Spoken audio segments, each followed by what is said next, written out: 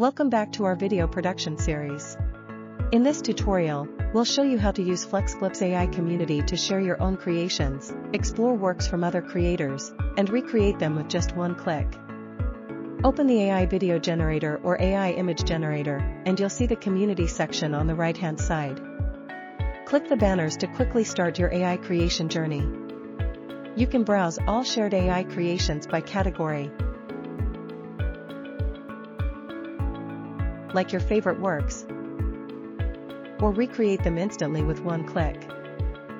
Click on any creation to view more details. Here, you can copy the prompt, share the work on social media, like or report it, or try other AI tools based on your needs. Click here to enter the community homepage. On this page, you can explore and try all AI tools, as well as browse AI creations shared by the community. Switch to My Space to view all your creations, shared works, and liked content.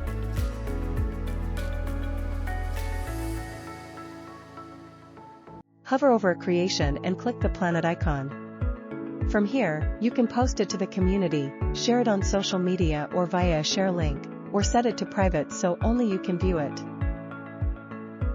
Let's take the AI photo editor as an example. Before you start, click the planet icon in the lower left corner to choose whether your creation will be automatically shared with the community.